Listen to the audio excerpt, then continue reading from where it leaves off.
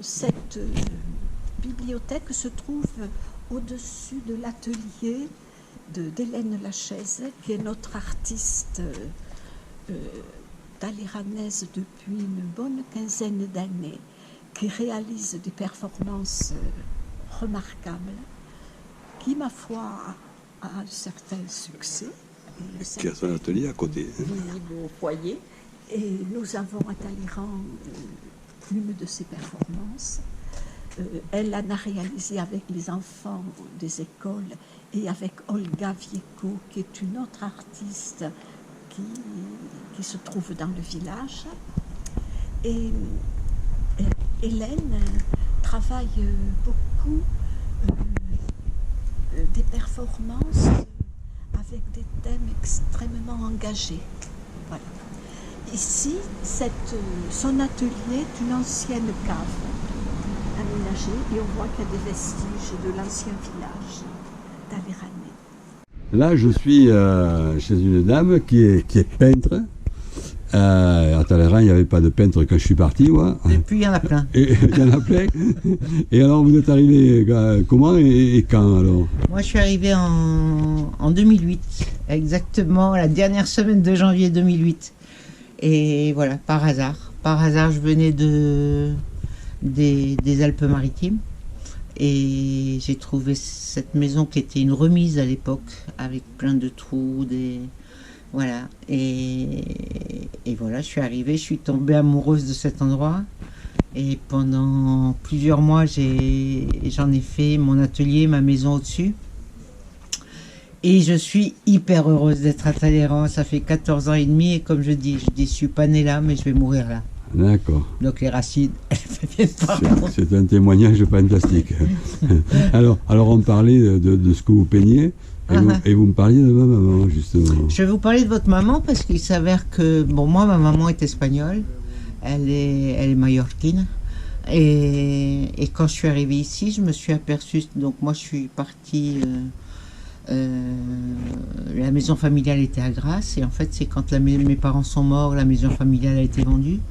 Que j'ai acheté. Je me suis dit, avec l'argent d'une maison, on achète une autre maison. Et donc, je suis arrivée ici et il s'avère que je me suis retrouvée ici et que je me suis rendu compte que j'étais à égale distance du pays de ma mère et du pays de mon père, qui était le Quercy, le Lot, et tout ça. Et rapidement, j'ai commencé... Donc, une fois que j'ai fini les travaux, je crois que les premières choses que j'ai mis des vieux disques. Et tout d'un coup, je veux dire, je me suis... Qu'est-ce qui s'est passé? Je ne sais pas. Est-ce que c'était peut-être pour replanter les racines? Mais il s'avère que, voilà, tout d'un coup, j'ai pensé à l'Espagne. J'ai écouté un disque avec des chansons sur la guerre d'Espagne et tout ça. Et je me suis dit, ça c'est mon histoire. Mais une famille très très nombreuse du côté de ma mère. Et il s'avère que l'histoire de la guerre d'Espagne, nous, on n'en a jamais parlé.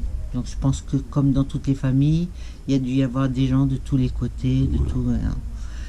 Et tout d'un coup, je me suis plongée dans cette histoire énormément et j'ai voulu faire un travail sur cette histoire. Et donc j'ai commencé à travailler, à me documenter, à lire, à voir beaucoup de films et tout ça, et à faire un travail j'ai voulu faire un travail sur la guerre d'Espagne, que j'ai limité beaucoup après plusieurs mois de réflexion, je veux dire, sur le travail, sur les affrontements de février 37 à Barcelone, où tout d'un coup il y a des scissions sur les groupes républicains, ce que je ne savais pas du tout à l'époque et tout ça.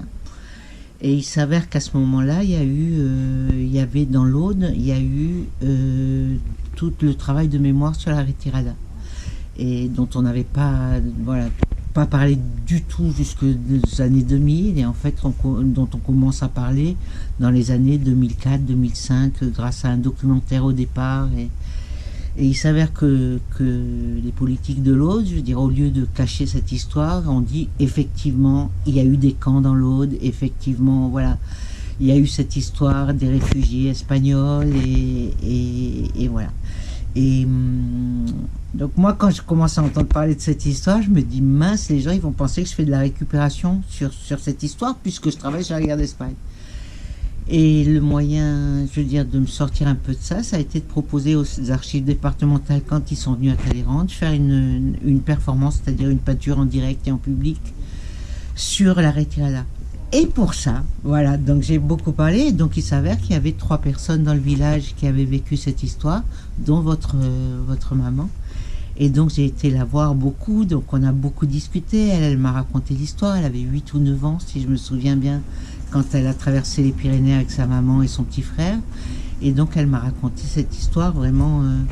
Et après elle m'a prêté des livres, et après voilà, et moi je lui ai montré des documentaires et tout ça. Donc on a eu un moment très très fort ensemble. Et c'était vraiment, ça faisait 2 ans que j'habitais là, moi. Voilà, c'était à peu près le temps de faire la maison et de faire ce travail, c'était à peu près ça. Je vois que vous avez encore des peintures. Hein. Et il s'avère que Carmela. cette année, vous venez aujourd'hui, mais il s'avère que cette année, j'ai eu une commande de la médiathèque de Lézignan, de la communauté de communes, qui m'a demandé de représenter la... Voilà, il y a aussi... Alors celle-là est à l'envers, voilà, ça c'est les Mujeres Libres. Et- Voilà, il y a Si me quieres escribir, ce qui était une des chansons aussi importantes. Voilà. Et il s'avère qu'elle est là comme ça parce que donc les archives départementales cette année m'ont commandé donc 10 ans après, une performance sur la retirada et avec une exposition sur la guerre d'Espagne. Donc j'ai ressorti les tableaux, j'ai complété avec d'autres toiles. Tenez, il y en a d'autres. Voilà, ça c'est Durruti, l'anarchiste. Ça c'est André Unin, Petit Ray Libertad. Ça, voilà, ça c'est une toile en catalan. À partir du texte de Luciac. Après les performances, je peux pas vous les montrer, elles sont à la Non. bibliothèque. Elles sont à la bibliothèque de Yeah. Lézignan en ce moment, les deux. Donc D'accord. elles sont pas ici. Eh bien, écoutez, je vous remercie. Bah, ça a été un Vous m'avez plaisir. filé la chair de poule. Là. Bah écoutez, moi j'ai un tel souvenir de votre maman, mais vraiment, vraiment, c'était quelqu'un d'extraordinaire. Très, très, très touchante, quoi. Et magnifique, tellement belle. Belle dedans, belle dehors. Vraiment, c'était une Ah, merveille. Merci. J'ai adoré votre maman. Et belle famille. Parce que toute la famille est magnifique.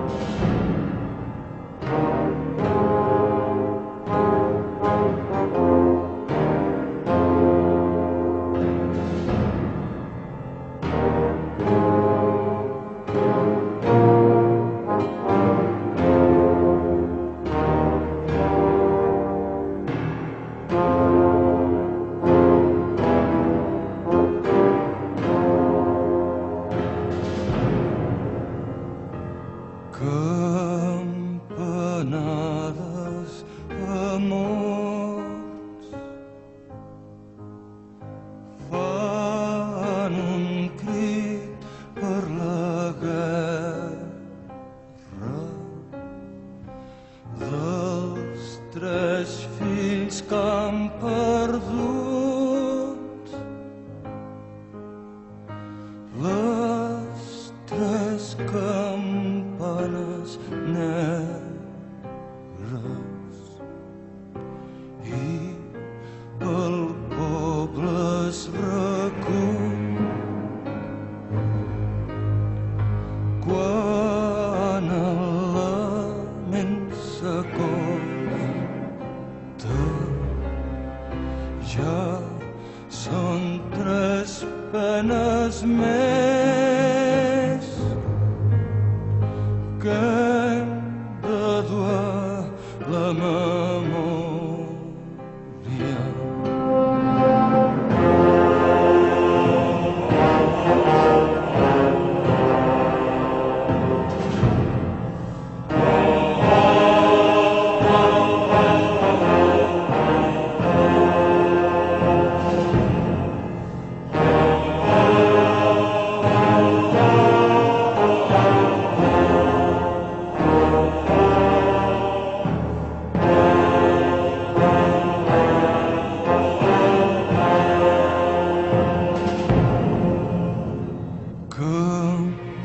campanades, amors,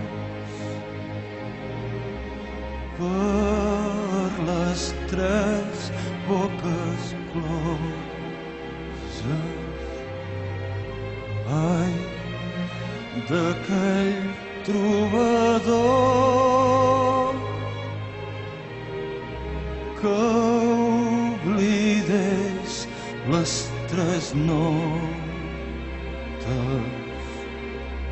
i ha tallat tot l'alè d'aquests cossos tan joves sense cap més tresor que la raó dels que ploren.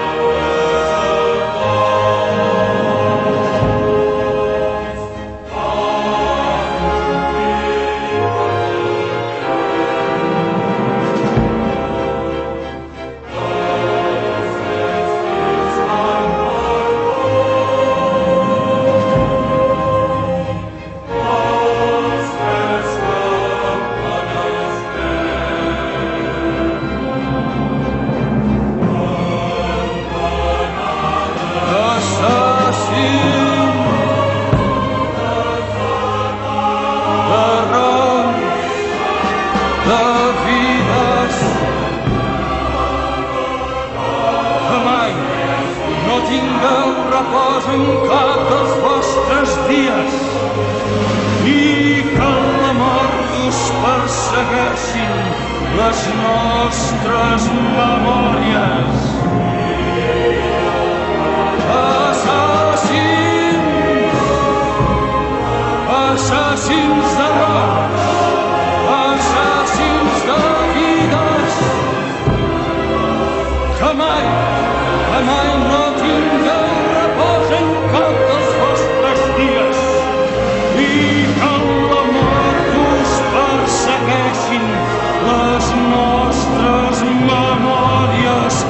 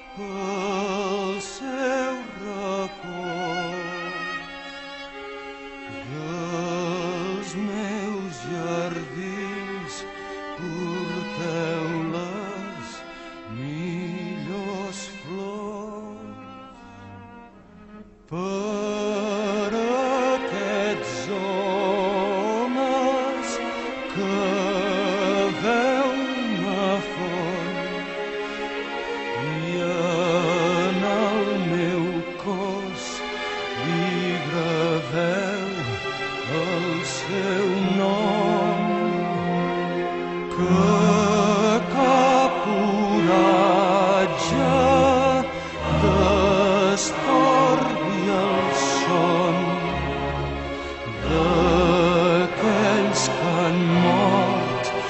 sense tindre el cap cot.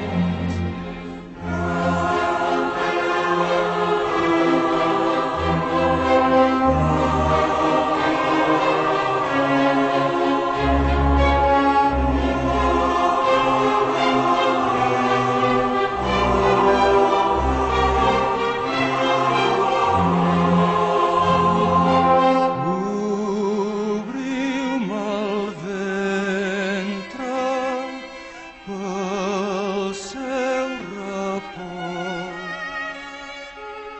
dels meus jardins, porteu les millors flors.